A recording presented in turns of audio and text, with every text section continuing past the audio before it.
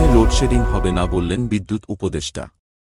রমজানে লোডশেডিং না দিয়ে বিদ্যুৎ সরবরাহ স্বাভাবিক রাখতে 4 কার্গো অতিরিক্ত এলএনজি আমদানির করা হচ্ছে বলে জানিয়েছেন বিদ্যুৎ, জ্বালানি ও খনিজ সম্পদ উপদেষ্টা মোহাম্মদ ফাউজুল কবির খান।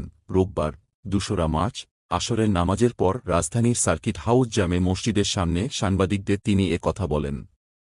বিদ্যুৎ উপদেষ্টা বলেন, রমজানে 4 কার্গো অতিরিক্ত এলএনজি আমদানির উদ্যোগ নেওয়া হয়েছে। আশা করছি রমজানে ইনশাল্লাহ কোনো লোডশেডিং হবে না। তিনি বলেন, আমাদের গ্যাস ফুরিয়ে যাচ্ছে। আমরা বিদেশ থেকে এলএনজি আমদানি করছি।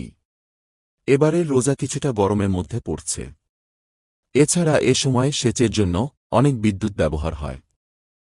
বিদ্যুতের চাহিদা অনেক বেড়ে যায়। ফাউজুল কবির খান বলেন, রোজায় শীততাপ নিয়ন্ত্রণ এবং অতিরিক্ত আলোকসজ্জার জন্য বিদ্যুৎ বেশি লাগে। এজন্য আমরা ইমাম সাহেব এবং মুসল্লিদের মাধ্যমে সবাইকে এসির তাপমাত্রা 25 ডিগ্রি রাখার জন্য অনুরোধ জানিয়েছি।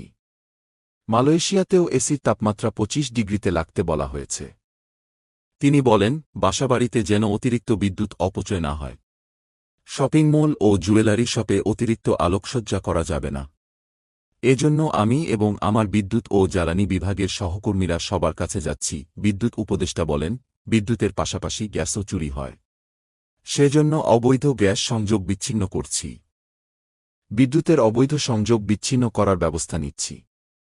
বিদ্যুৎ চুরির সঙ্গে জড়িত কর্মকর্তাদের বিরুদ্ধে সুনির্দিষ্ট প্রমাণ সাপেক্ষ অভিযোগ পেলে তাৎক্ষণিক ব্যবস্থা নেওয়া হবে। Desk report, BE news.